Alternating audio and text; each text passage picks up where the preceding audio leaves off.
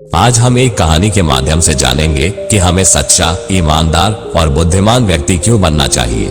तो चलिए जानते हैं। बहुत समय पहले की बात है। एक राज्य था जिसका नाम आनंदपुर था। इस राज्य के राजा का नाम राजा वीरेंद्र था। राजा वीरेंद्र बहुत ही बुद्धिमान और न्यायप्रिय राजा थे। उनके राज्य में सभी लोग बहुत खुश थे और राज्य में शांति और समृद्धि थी। राजा वीरेंद्र के पास एक चतुर मंत्री था जिसका नाम था राजकुमार। राजकुमार बहुत ही समझदार और ईमानदार व्यक्ति था और राजा का सबसे भरोसेमंद सलाहकार था। राजा वीरेंद्र और राजकुमार की जोड़ी ने राज्य को बहुत ही सफलतापूर्वक चलाया। एक दिन राजा वीरेंद्र ने राजकुमार से कहा, हमारे राज्य में सब कुछ बहुत अच्छा चल रहा है, लेकिन मुझे हमेशा ये चिंता रहती है कि कहीं कोई हमारे राज्य को नुकसान न पहुंचाए। हमें हमेशा सतर्क रहना चाहिए और राज्य की सुरक्षा के लिए नई योजनाएं बनानी चाहिए। राजकुमार ने राजा की बात मानी और राज्य की सुरक्षा को और भी मजबूत करने के लिए नई योजनाएं बनाने लगा। उसने राज्य की सीमाओं पर सुरक्षा बलों को बढ़ा दिया और राज्य के अंदरूनी हिस्सों में भी सुरक्षा की व्यवस्था की। राजकुमार ने राज्य के लोगों को भी सुरक्षा के उपायों के बारे में जागरूक किया और उन्हें सिखाया कि कैसे वे खुद को सुरक्षित रख सकते हैं। एक दिन राज्य में एक अजीब घटना घटी।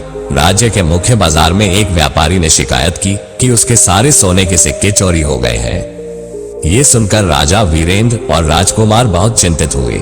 राजा ने तुरंत राजकुमार को इस मामले की जांच करने का आदेश दिया। राजकुमार ने मामले की गहराई से जांच शुरू की। उसने बाजार के सभी दुकानदारों और ग्राहकों से पूछताछ की, लेकिन उसे कोई सुराग नहीं मिला। तब राजकुमार ने एक चतुर योजना बनाई। उसने घोषणा की कि अगले दिन सभी राज्य के लोगों को राजा के दरबार में आना होगा और एक विशेष जांच की जाएगी। ये घोषणा सुनकर सभी लोग दरबार में एकत्रित हो गए। राजकुमार ने सभी लोगों को एक एक करके दरबार में बुलाया और उनसे कुछ सवाल पूछे। जब एक व्यक्ति की बारी आई तो राजकुमार ने उससे कहा, तुम्हें सच बताना होगा, क्योंकि जो भी झूठ बोलेगा उसकी पहचान हो जाएगी। ये सुनकर व्यक्ति घबरा गया और उसने स्वीकार किया कि वही चोर था। राजकुमार की चतुर योजना ने चोर को पकड़ने में मदद की और राज्य के लोगों ने उसकी बुद्धिमानी की तारीफ की। राजा वीरेंद्र ने राजकुमार की तारीफ की और उसे राज्य का मुख्य सुरक्षा अधिकारी नियुक्त किया।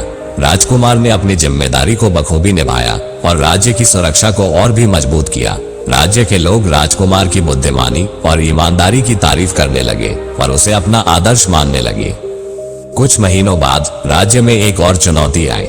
राज्य के पड़ोसी राज्य ने आनंदपुर पर हमला करने की योजना बनाई। राजा वीरेंद्र और राजकुमार ने इस चुनौती का सामना करने के लिए मिलकर योजना बनाई। उन्होंने राज्य की सेना को तैयार किया और राज्य के लोगों को भी इस चुनौती का सामना करने के लिए प्रेरित किया। राजा वीरेंद्र और राजकुमार ने मिलकर युद्ध की योजना बनाई। उन्होंने राज्य की सीमाओं पर सुरक्षा बलों को बढ़ा दिया और राज्य के अंदरूनी हिस्सों में भी सुरक्षा की व्यवस्था की। उन्होंने राज्य के लोगों को भी जागरूक किया और उन्हें सिखाया कि कैसे वे खुद को सुरक्षित रख सकते हैं। इस तैयारी के बाद राज्य के लोग आत्मविश्वास से भर गए और युद्ध की तैयारी में जुट गए।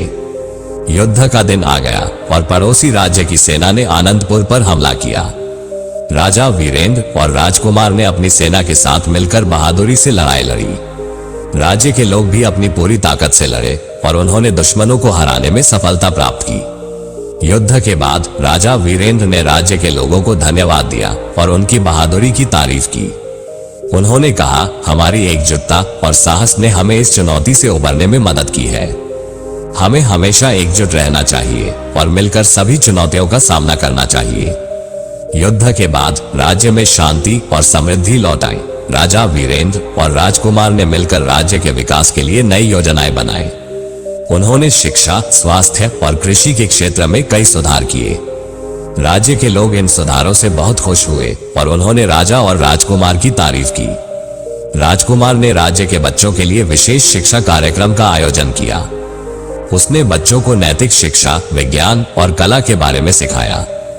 उसने बच्चों को सिखाया कि सच्चाई, ईमानदारी और मेहनत से ही सफलता प्राप्त की जा सकती है।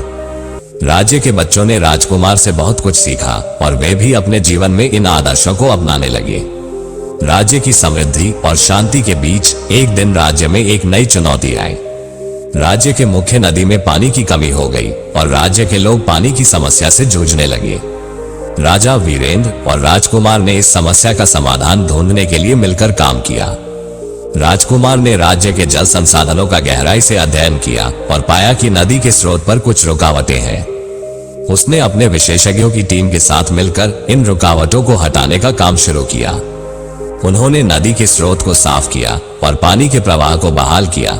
इस प्रयास से राज्य के लोगों को पानी की समस्या से राहत मिली और वे बहुत खुश हुए। राजा वीरेंद्र ने राजकुमार की तारीफ की और कहा, तुम्हारी बुद्धिमानी और मेहनत ने हमारे राज्य को एक और संकट से उबारा है। हमें तुम पर गर्व है। राज्य के लोग भी राजकुमार की तारीफ करने लगे और उसकी बुद्धिमानी और मेहनत की प्रशंसा की। अगर आपको इससे कुछ भी सीखने को मिला हो तो चैनल को सब्सक्राइब जरूर करो।